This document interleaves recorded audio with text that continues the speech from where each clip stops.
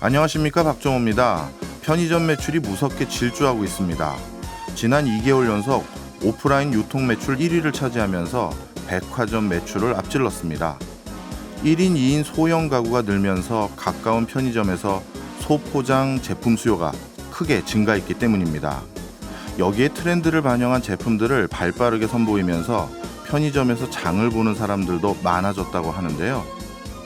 이렇게 편의점 매출이 백화점이나 대형마트를 앞지른 것 말고도 유통업계에서는 또 다른 변화가 일고 있습니다.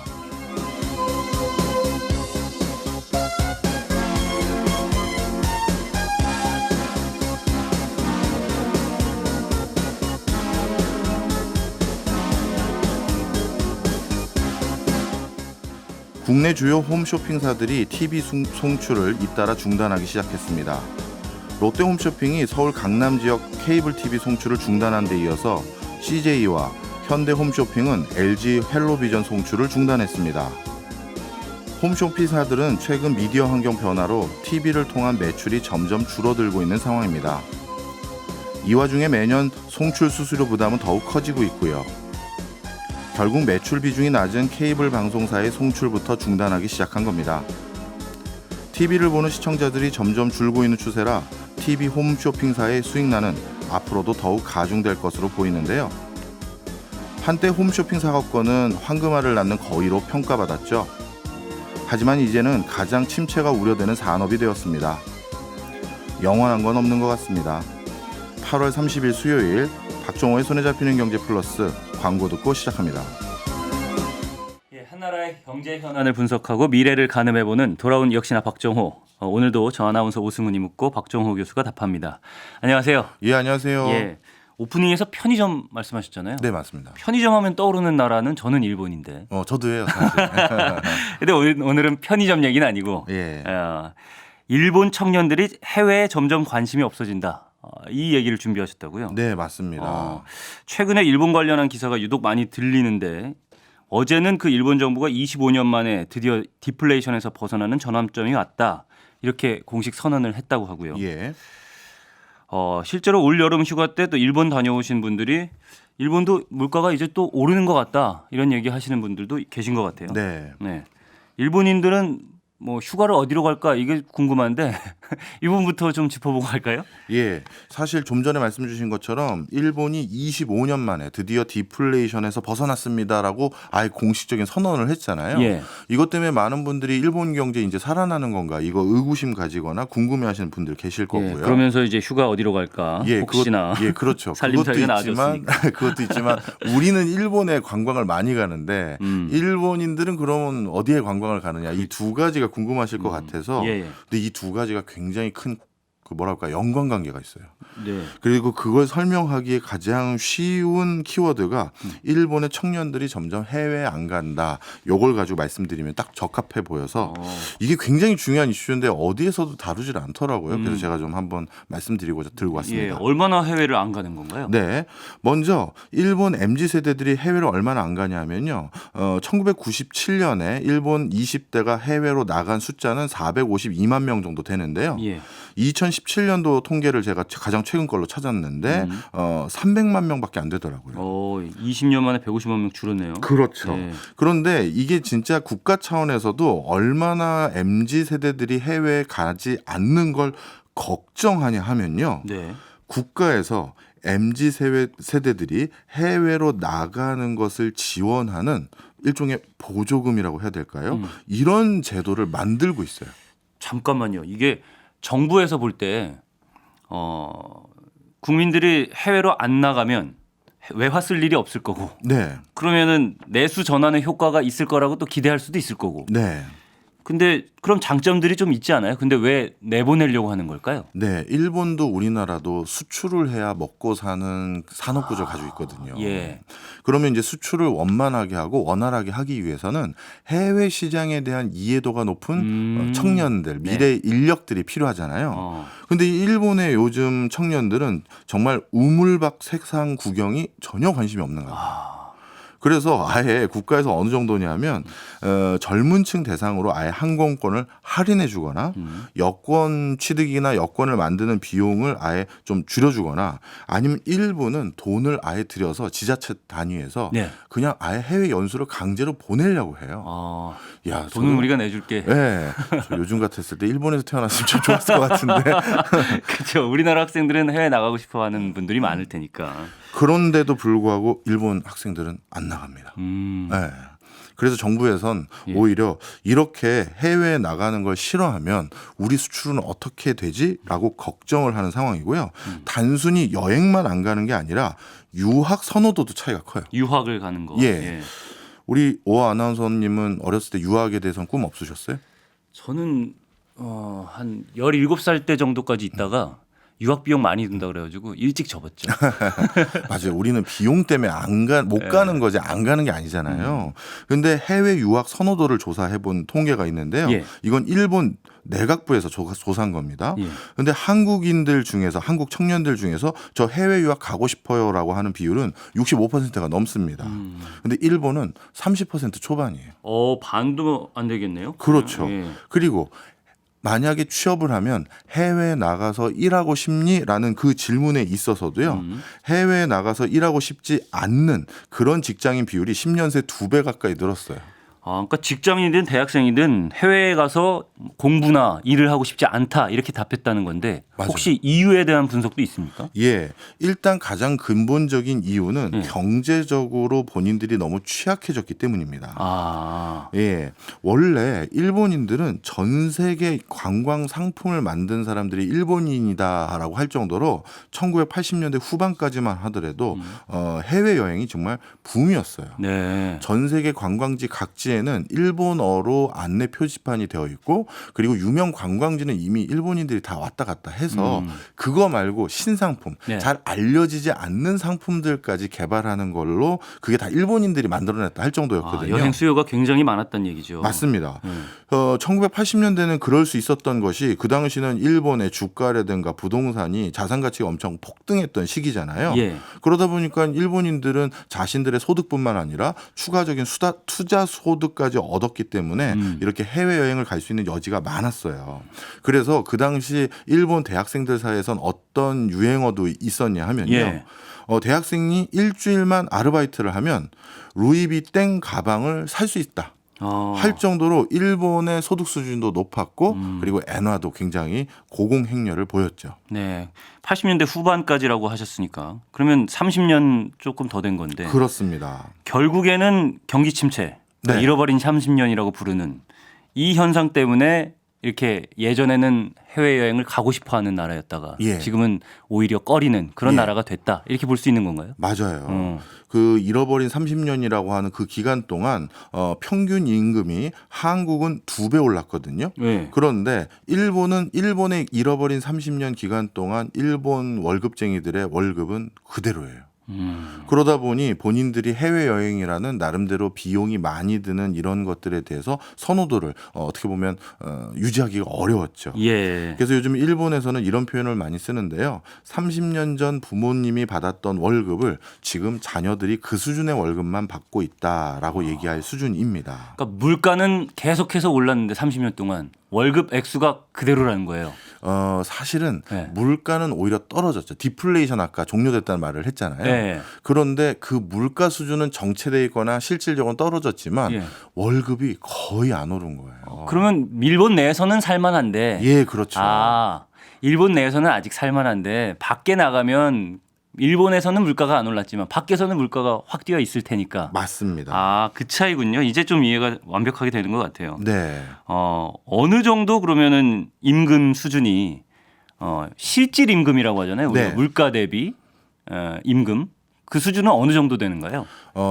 최근에도 발표한 내용이 있는데요. 7월 달 발표 내용인데요. 네. 실질 임금의 통계를 일본 정부에서 발표를 했는데 14개월 연속 하락했다.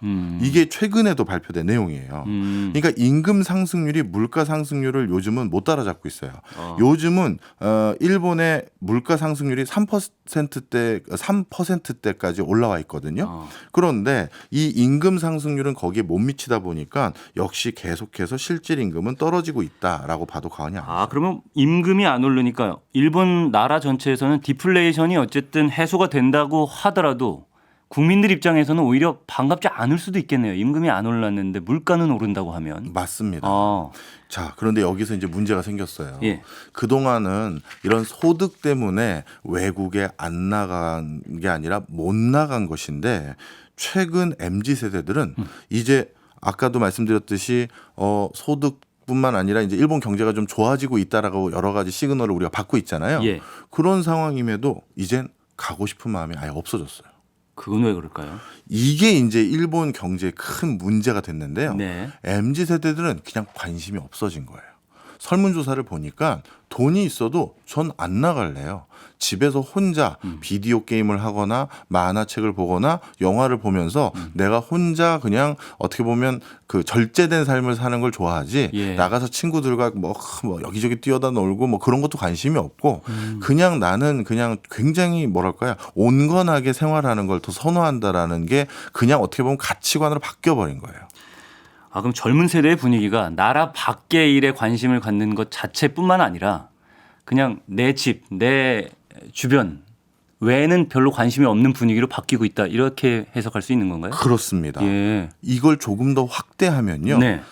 새로운 것 그리고 뭔가 변화지향적인 것에 대해서 일본 MZ 세대들이 전혀 관심이 없게 돼버렸어요. 이게 지금 일본 정부의 가장 큰 고민인데요. 예. 제가 앞서 오프닝 때 일본 내에서 가장 큰 고민이 있는데 이게 우리나라에서 보도가 잘 안 됐다 말씀드렸던 게 뭐냐 하면 예. 기시다 정권에서 이번 2023년 3월 달부터 공시 그러니까 상장 기업의 공시 정보에 대한 의무화 규정을 하나 바꾼 게 있어요. 예. 그러니까 우리 주식시장에 상장되어 있는 회사들 같은 경우는 의무적으로 이러이런 내용을 공시해야 되잖아요. 네. 그런데 의무 공시하는 내용에 뭐가 포함되어 있냐 하면 예. 이게 참 저도 전 세계 공시 내용에 이런 게 의무화된 걸 처음 봤는데요. 인적 자본 현황에 대해서 19개 항목에 대해서 공시하도록 강요했어요. 인적 자본. 네. 네. 정확히 무슨 얘기냐면 일본 기업들도 그렇고 일본 청년들도 자가 발전이나 자가 어떤 뭐랄까요 개선이라고 해야 될지 모르겠습니다만 네. 거기에 아무도 관심이 없는 거예요. 그래서 네. 공시사항에 이걸 의무화해서 국가가 챙기겠다는 겁니다. 아, 그러니까 MZ 세대, 그러니까 젊은 층이 얼마나 이 회사에서 고용을 하고 있는지까지 챙기겠다는 건가요? 단순히 고용만을 얘기한 게 아니라요. 네. 인적 자본이니까 네. 이 친구들을 고용한 친구들을 더 좋은 인적 자본으로 육성하기 위해서 회사가 뭐 하고 있는지 다 공시해라라는 거예요. 아, 그 회사에 대한 재교육이라든지 그렇죠. 이런 시스템까지 다 공시를 해라. 맞습니다. 예. 전체 공시 내용이 7개 분야 19개 항목으로 아주 세부적으로 규정되어 있는데요. 네. 첫 번째는 리더십 교육 어떻게 하는지 공시하라고 되어 있고요. 예. 그다음에 그 커뮤니케이션 스킬, 그다음에 다양성. 이 다양성이라고만 표시되어 있어서 뭘 얘기나 했더니 해외라든가 이게 여기에 포함되더라고요. 그다음에 정신 건강, 신체 건강을 위해서는 또 뭐 하고 있는지 확인해야 되고 뿐만 아니라 이제 노사 간의 관계라든지 직업 윤리라든가 이런 부분까지도 회사에서 MZ 세대들이 어떤 역량을 가지고 있는지 더 배양하기 위해서 노력하고 있는지 전부 공시하라는 거예요. 아, 그러니까 보통의 그 의무 공시 사항 같은 경우에 뭐 인적 자원이 포함됐다고 하더라도 고용 규모라든지 그렇죠. 이 정도만 할 텐데 맞아요. 어떤 교육을 하고 있고 어떻게 뭐 이 장려를 하고 있고 이런 것들에 대해서 구체적으로 상세하게 다 의무를 지우고 있다는 거잖아요. 맞습니다. 아. 이게 아까 우리 일본이 드디어 디플레이션에서 벗어났습니다라는 그것을 네. 일본 경제가 살아나고 있는 것이 아니라 정말 기형적인 형태로 변화되고 있구나라고 해석할 수 있는 여지를 여기서 힌트를 찾을 수가 있어요. 좀 설명을 드릴게요. 예. 일본이 이렇게 인적 자본 개발에 많은 강요를 하고 방점을 찍은 것은 네. 그만큼 그동안 인적 자본 개발에 기업들이 노력을 안 했다는 거죠. 그건 왜 그러냐? 잃어버린 30년 기간 동안 예. 일본 기업들이 너무 어렵다 보니까 정규직 채용 비율을 많이 줄였어요. 그리고 비정규직 채용 비율을 많이 늘렸고요. 그러다 보니까 자연스럽게 어떤 일이 생겼냐면 네. 비정규직은 우리 식구가 아니잖아요. 그럼 그 친구들의 교육을 많이 신경 쓸 필요가 없죠. 없죠. 네. 그래서 기업들 스스로 뭔가 사내 역량을 제고하기 위한 노력을 자체적으로 안 하는 문화가 근 30년 가까이 생긴 거예요. 예, 예. 그런데 거기다가 MZ세대들이 회사에서 날 가르쳐주지 않으면 내가 직접 해외에 가서 뭔가 배우거나 더 재교육을 하기 위한 적극성이 있어야 되는데 네. 좀 전에 말씀드린 것처럼 뭔가 MZ세대들도 뭔가 새로운 걸 배우려는 욕구가 많이 없어졌다고 말씀드렸잖아요. 예. 그러다 보니까 일본 내에서 어떤 문제가 생겼느냐. 새로운 산업을 육성하고 새로운 산업에 투여해야 될 인력이 아예 없는 거예요. 일본 내부에. 예. 2차 전지라든가 중동의 신시장, 뭐 인도의 신시장 이런 데를 많이 알고 있는 지역 전문가라든지 신기술 전문가가 없는 거죠.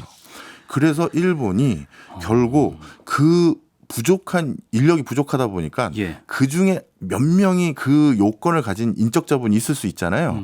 그 사람들에게 월급을 더 줄 수밖에 없었던 거죠. 이게 우리나라에도 시사하는 점이 있을 것 같다는 생각이 드네요. 맞아요. 어쨌든 우리나라도 비정규직이 많이 늘고 정규직이 좀 없어지는 추세가 한동안 유지돼 왔고 지금도 네. 아마 계속 그 기조는 유지되고 있는 것 같은데 네. 이 고용과 인력 교체 이런 것들이 수월하게 쉽게 이루어지도록 하는 그 문화가 짧게는 기업에 도움이 될 수 있을지 모르지만 장기적으로 봤을 때는 기업에게도 안 좋은 영향을 미친다라는 시사점을 주기도 하는 것 같네요. 맞습니다. 예. 그래서 요즘 일본 MZ 세대들을 중심으로 해서 일부 기업들이 드디어 오랫동안 정체 상태에 있었던 인건비 상승률 예. 이거를 워낙 인력난이 심해지다 보니 일부 올려주기 시작한 거예요. 그래서 월급은 늘었는데 네. 지금 일본은 아직도 실질 금리는 마이너스 때거든요. 그러니 내가 이걸 소비나 투자를 안 하면 바보가 되는 수준까지 돼버린 거죠. 바로 이런 이상한 구조 속에서 일본의 경제가 요즘 성장률이 좋아졌다. 디플레이션에서 벗어났다. 네. 이런 시그널이 나온 것이지 실제 구조적으로 완벽하게 뭐 체질 개선이 돼서 일본 경제가 살아나는 게 아니라는 말씀을 드리고 싶은 거예요. 알겠습니다. 오늘 디플레이션 관련해서 이제 얘기를 나눠보면서 일본 청년들이 왜 해외에 관심이 없어지나 네. 살펴봤는데 결국에는 고용과 관련된 문제, 사회 분위기 예. 전반적으로 국가의 문화 전체가 작용할 수밖에 없다라는 생각이 또 드네요. 예. 알겠습니다. 오늘도 또 퀴즈를 내드릴 시간이 돼서요. 퀴즈 드리겠습니다. 해외여행을 기피하는 일본인들에 대한 얘기를 나눠봤습니다. 일본 정부는 견문을 넓히라고 장려하는데도 떠나기 싫어하는 젊은 일본인들 얘기를 나눠봤는데 저는 이 만화가 떠올랐습니다. 이 만화 떠오르시는 분들 많을 것 같습니다. 퀴즈 드리겠습니다. 해적왕을 꿈꾸며 모험을 떠나는 만화. 밀짚 모자 일당의 선장인 루피가 주인공으로 세계 제1의 보물을 찾아 나서는 이 만화의 제목은 뭘까요? 일본 얘기하다가 일본 하면 애니메이션이 떠오르니까 그렇죠. 만화를 퀴즈로 내드렸는데 답은 삼음절인데요. 퀴즈 힌트 주실 게 있을까요? 예, 뭐 이게 요즘 가장 전 세계적으로 이슈가 되고 있는 만화인데요. 네. 원래 일본의 국민 만화인데 이게 드디어 넷플릭스에서 실사 영화로 만들어진다고 합니다. 실사 영화로 그러니까 사람이 시리즈라고 연기하는. 해야 될까요? 뭐 하여튼 네. 그렇게 만들어지나 봐요. 예. 그런데 제가 이제 루피 저도 되게 좋아하는데 이 만화 영화나 만화 책에 있는 루피를 이걸 어떻게 영화할지가 되게 걱정인데요. 제가 조카들하고 이 조카들도 이걸 좋아하고 이 만화 영화를 저도 좋아해서 예. 가끔 이거 역할극하고 놀거든요. 제가 루피 역할을 의외로 많이 합니다. 뭐 모자 쓰면 닮을 것 같긴 그래요. 한데. 그래서 예. 이 루피가 늘 하는 주문이 있죠. 예. 예. 고무고무? 고무고무 피스톨 하는 뭐 이런 제가 참 이 표정이 나와야 되는데 표정을 전달해 드릴 수가 벌써 없네요. 웃고 계셔서 제가 제대로 못했잖아요. 제대로 하려고 그랬는데 다시 한 번만 해주세요. 아닙니다. 됐습니다. 자, 아주 유명한 만화 영화니까 살짝 검색만 해봐도 세 네. 글자인 이 영화 알 수 있을 거라고 봅니다. 네. 네, 끝인가요? 아직도 어려워하시는 분들 계실 것 같은데 이 정도로 하고 어려울 때도 있어야 되지 않겠습니까? 네, 뭐 어려울 때도 있고요. 뭐 그래야 이제 퀴즈가 재밌는 거죠. 네. 오늘도 정답 문자로만 받는 거 알고 계시죠? 단문 50원, 장문 100원이 드는 문자 샵 8001로 보내주시고요. 정답자 중에 3분 뽑아서 2잔씩 커피 쿠폰 보내드리겠습니다. 벌써 시간이 다 됐네요. 질문 하나 더 드리려고 했는데 네. 맞춰야 될 것 같습니다. 네. 일주일에 딱 한 번 제가 진행하고 박정호 교수님이 답하는 시간 요즘 가장 궁금한 나라의 속사정을 들여다보는 역시나 박정호. 저는 다음 주에 찾아오겠습니다. 예, 지금까지 오승은 아나운서였습니다. 오늘도 고맙습니다. 예, 감사합니다. 저희는 광고 듣고 2부로 돌아오겠습니다. 억울한 일 저희가 풀어드리겠습니다. 법으로 돈 문제 해결해드리는 억울한 경제 시간. 오늘도 법무부인 로인의 조세영 대표 변호사와 함께합니다. 어서 오세요. 안녕하세요. 조세영입니다. 예, 오늘은 취업을 빙자한 사기수법에 대해서 말씀해 주신다고요? 네, 우리 청년들 취업이 너무 어렵잖아요. 이 많은 청년들이 공부도 많이 하고 노력도 많이 하는데 정작 취업은 어려운 힘든 시기를 보내고 있는데요. 그런데 그런 안타까운 사정을 이용해서 사기를 치는 범죄가 벌어지고 있습니다. 오늘은 이 취업 사기 유형과 대처 방법에 대해서 말씀드리려고 합니다. 네, 취업을 미끼로 한 여러 문제에 휘말려 마음고생하시는 분들 실시간 상담 받을 수 있습니다. MBC 스마트 라디오 미니나 짧은 문자는 50원, 긴 문자에 100원의 정보 이용료가 추가되는 유료 문자 샵 8001번으로 내용 보내주십시오. 조세영 변호사가 상담해 드립니다. 안 그래도 요즘 저도 학교에 있으니까 취업이 정말 힘들다는 걸 누구보다 잘 보게 되거든요. 그러다 보니까 진짜 취업을 빌미로 사기 행각을 벌이는 일들이 너무 많은데 이건 정말 악랄한 것 같습니다. 변호사님은 이런 일을 당하지 않도록 어떻게 주변 분들에게 조언해 주시나요? 뒤에 제가 자세히 말씀을 드리겠지만 아무래도 공개된 정보가 아니라 뭔가 뒷조사하는 듯한 느낌으로 이제 개인적으로만 연락을 하는 그런 케이스들은 아무래도 좀 뒤가 구린 경우가 많이 있죠. 그렇군요. 그래서 오늘 사례들 잘 들어보시면 이런 사례들까지 있구나 이해하실 수 있고 또 이런 부분들을 피해 가실 수 있을 겁니다. 네. 네, 제가 오늘 방송 준비하면서 찾아보니까 이 취업 사기 정말 다양한 수법들이 있더라고요. 이 사기는 상습이 되기 아주 쉬운 범죄 유형인데요. 취업 사기에도 그런 사례들이 많이 있습니다. 과거에 학교 법인의 행정실장으로 근무했던 사람이 있었는데 지인에게 당신 아들이 사립고등학교 영어과 교사로 채용될 수 있도록 돕겠다라고 속여서 1억 원을 가로챘습니다. 근데 이 사람은 과거에도 비슷한 취업 알선 사기를 했던 사람인데 복역을 하다가 2020년 5월에 출소했었거든요. 그런데 불과 나온 지 석 달 만에 또 범행을 한 것이었습니다. 사업에 투자하면 취업시켜주겠다. 뭐 그런 얘기네요. 네, 그런 사례들도 있는데요. 배모 씨라는 사람이 있었는데 피해자에게 내가 친한 지인인 송모 씨라는 사람이 있다. 이 사람이 미국에 있는 신재생 에너지 개발 사업 회사로부터 아시아 지역 사업 독점권을 받았다라고 하면서 회사를 설립해서 지금 경남에 공장을 건설하고 있는데 여기에다가 자금을 투자하면 우선 주식 2%를 양도해주고 상여금 3천만 원을 지급하는 동시에 당신 아들을 그 공장에 좋은 자리에 취업시켜주겠다라고 속였습니다. 예. 아무래도 피해자가 의심스러워하니까 안심시키기 위해서 송모 씨라는 사람도 나서서 직접 투자금을 안전하게 돌려줄 수 있다라고 확답을 하면서 신재생 에너지 사업에 관한 공동사업 협약서도 작성을 해줬거든요. 그리고 나서 피해자로부터 투자금 명목으로 무려 2억 8천만 원을 받아내서 빼돌렸습니다. 근데 나중에 사실을 살펴보니까 이들은 경남지사로부터 이 바이오매스 가스와 에너지 발전 사업 허가만 받았을 뿐이고 공장 설립을 위한 자금도 마련하지 않았고요.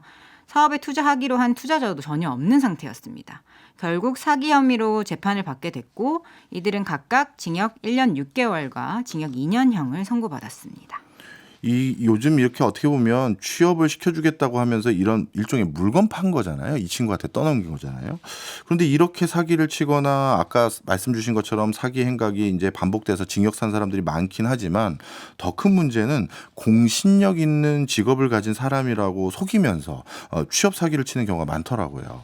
네, 그런 케이스들도 있는데요. 자기를 공무원, 사무관이라고 거짓말을 한 케이스가 있었습니다. 자기가 정부기관에서 일하는 사무관이다라고 칭하면서 피해자들에게 나는 정부와 함께 민간 사업을 추진하는 민간투자사업단 대리인이고 이 사업의 여러분 자녀를 별정직 공무원으로 채용시켜줄 권한이 있다라고 속여서 피해자 2명으로부터 각종 등록비와 채용비용을 명목으로 총 10억 3천만 원을 편취했습니다. 경찰 조사 결과 해당 가해자는 공무원이 전혀 아니었고요. 민간투자사업단이라고 부르는 실체도 전혀 없었던 것으로 드러났습니다. 결국 가해자는 특정경제범죄 가중처벌법 위반 혐의로 징역 5년형을 선고받았습니다. 예, 취업 사기로 돈을 빼돌린 후에 사망한 것처럼 위장한 사례도 있다고요? 굉장히 극단적인 사례인데요. 2008년부터 2013년까지 전남 여수 국가산업단지 소재 대기업에 취업을 시켜주겠다면서 취업 알선료 명목으로 3억 7,500만 원을 편취했던 사건이 있었습니다. 가해자는 당시에 여수 산단 화학물질 제조업체 직원에 불과했는데요. 협력업체 직원 5명을 상대로 이렇게 사기 범행을 저질렀다고 합니다. 가해자는 범행 직후에 피해자들로부터 당연히 이제 사기죄로 고소당할 위기에 처해졌거든요. 그러니까 여수의 한 선착장에서 렌터카를 바다에 빠뜨리고 마치 자기가 극단적 선택을 한 것처럼 속이고 9년간 잠적해 왔습니다. 다행히 검찰은 이 공소시효 임박 사건 정기 점검 과정에서 이 가해자의 병원 방문 내역과 연락처를 확보하고 추적에 나선 끝에 공소시효를 불과 12일 앞둔 지난해 12월에 가해자를 체포해서 구속 기소했고요. 가해자는 징역 1년 6개월형을 선고받았습니다. 네. 뭐 제가 알고 있는 사례 중에는 택배차를 사면 택배업체에 취업시켜주겠다 이런 얘기도 있더라고요. 근데 이게 좀 굉장히 많은 사례예요. 예. 한 구직자가 이 구인 구직 사이트에 올라온 택배 기사 모집 글을 보고 지원을 했는데 업체는 월 500만 원 이상은 당연히 벌 수 있다라고 보장을 했다고 해요. 단 조건이 있었는데 택배차를 직접 구매를 해야 그 택배 기사로 취업이 가능하다라는 것이었습니다. 구직자는 당연히 돈이 없으니까 이 채용 업체에서 소개한 캐피탈 업체를 통해서 대출을 받았어요. 무려 2,180만 원을 빌려서 차를 샀습니다. 나중에 알고 보니까 실제 차값은 한 1,400만 원에 불과했다고 해요. 그리고 빚을 지고 차만 구매한 상태로 사실 일거리는 거의 받지도 못한 채 매달 대출 이자료만 52만 원씩 내고 있는 상태인데 업체에 계약 해지를 요구하니까 오히려 위약금 600만 원을 내라. 뭐 이런 식으로 나왔다고 합니다. 이런 택배차 강매 사기는 주로 사회초년생이나 청년 구직자를 타깃으로 벌어지고 있고요.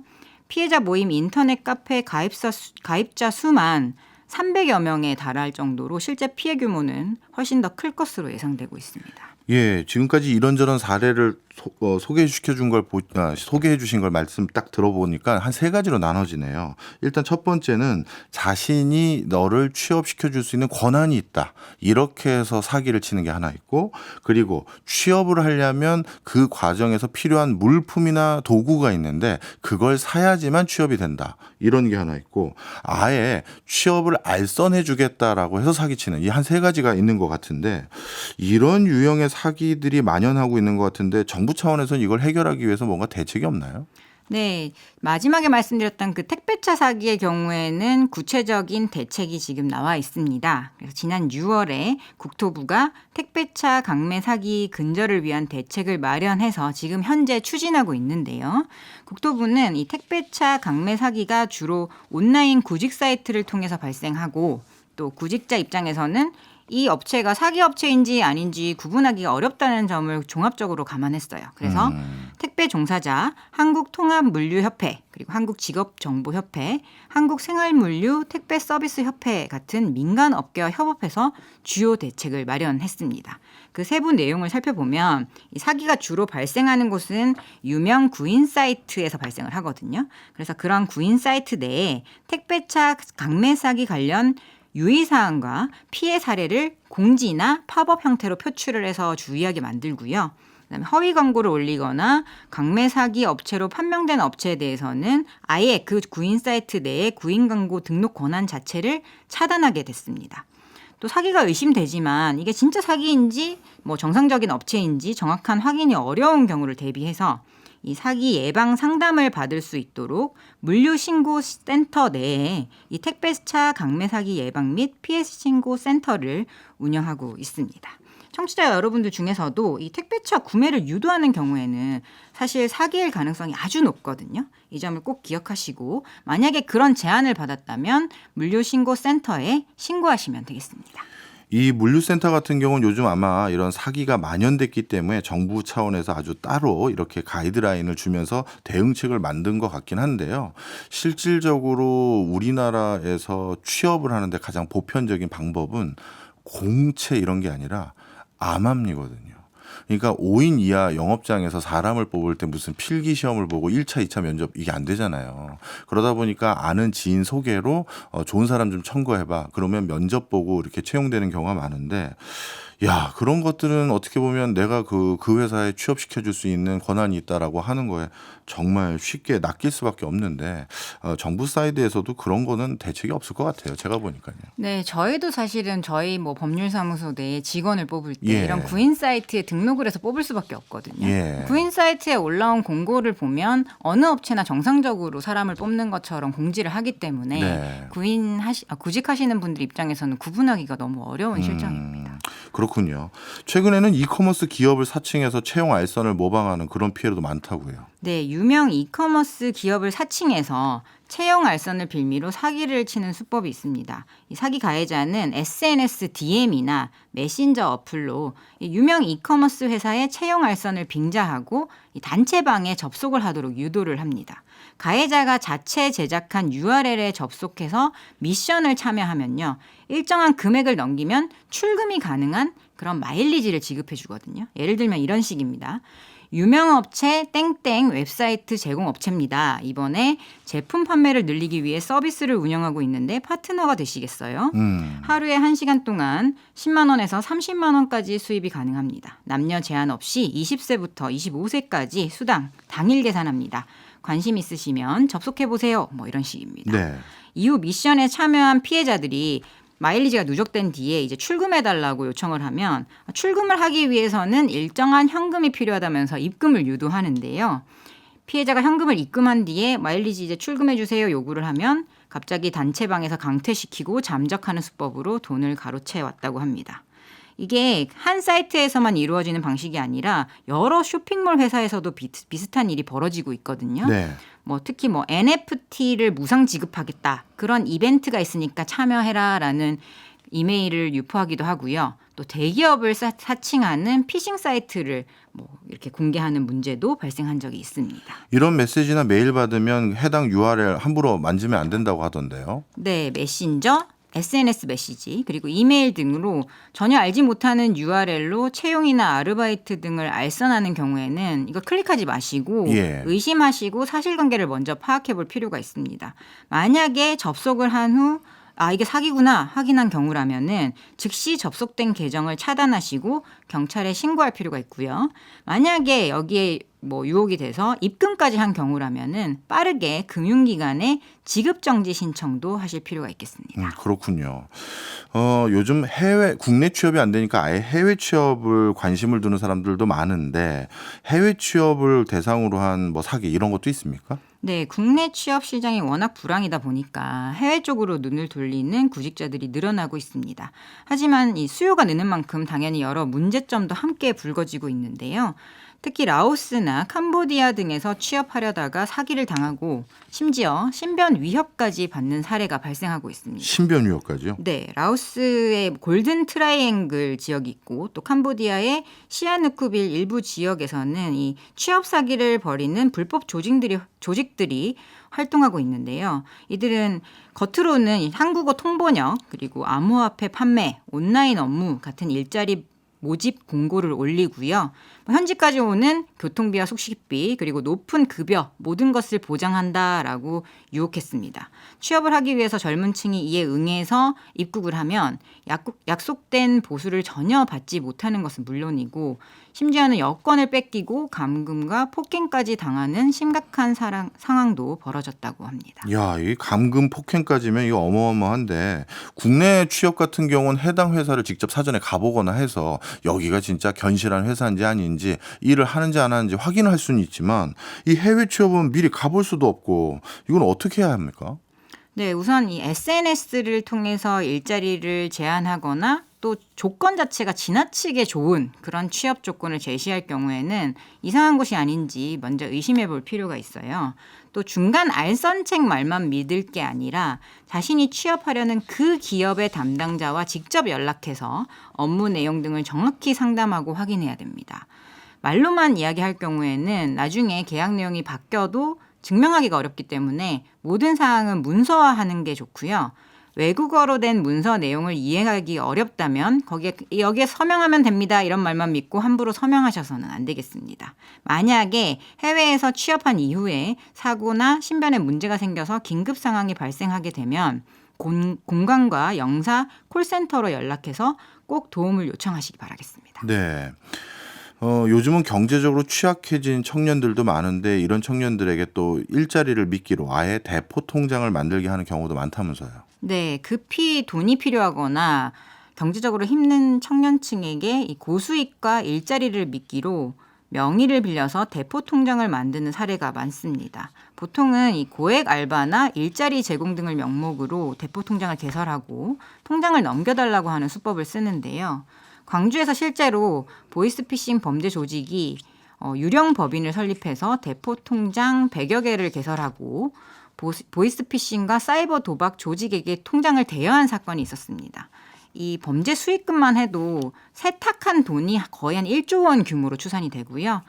대포 통장 빌려준 수수료로 해당 조직이 이제 받은 돈만 해도 수십억 원에 달한다고 합니다. 요즘은 또 전세 사기 사건과 취업 사기 사건이 같이 결부된 사례도 있습니까? 네, 지적 장애가 있는 피해자가 있었는데 SNS를 하다가 계약 대행 알바 불법 아님 100만 원 지급이라는 광고글을 보고 메시지를 보냈다가 실제로 계약까지 체결하게 된 그런 사례였거든요. 현장에 아예 피해자를 태우고 공인중개사 사무실로 바로 다짜고짜 데려갔다고 해요. 그리고 도장이 없다라고 하니까 즉석에서 도장도 파서 만들어줬다고 합니다. 계약하는데 5분도 안 걸렸고 알바비 100만 원 준다고 했는데 70만 원으로 깎더니 그마저도 다 지급하지 않고 50만 원을 3회로 나눠서 겨우 받았다고 합니다. 근데 나중에 2년이 지난 다음에야 피해자가 자신이 빌라의 소유자가 되어 있음을 알게 됐다고 해요. 그래서 거기에 걸려있는 체납된 재산세 그리고 전세 보증금 돌려줄 책임 같은 것도 모두 다 떠안게 됐는데 이분은 장애인 작업장에서 일하는 장애인분이라서 경제력이 없는 상태였다고 합니다. 네, 사실 취업 고민하시는 분 사회적으로 가장 취약한 계층인데 이런 사람들에게 사기 어찌 보면 가장 사기범들이 좋아할 대목이라고 생각이 드네요. 오늘 말씀해 주신 내용들 많은 분들이 참고되셨으면 하는 바람입니다. 지금까지 조세영 변호사였습니다. 고맙습니다. 감사합니다. 지금 흐르는 곡은 BTS의 다이너마이트입니다. 이 다이너마이트 노래는 일본 오리콘 차트의 스트리밍 누적 3억 회를 돌파한 최초의 외국 가수 노래인데요. 일본의 MZ세대들은 해외에는 관심이 없지만 우리 K-팝에는 관심이 많은 것 같습니다. 오늘 퀴즈 정답으로 보물섬 코난도 많이 보내주셨네요. 다음엔 더 쉬운 퀴즈 내드리도록 하겠습니다.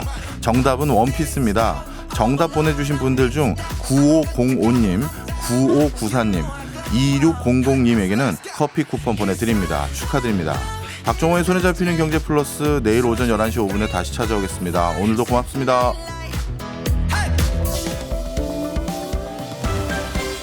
경제 생활의 플러스가 되는 아주 경제적인 시간. 박정호의 손에 잡히는 경제 플러스.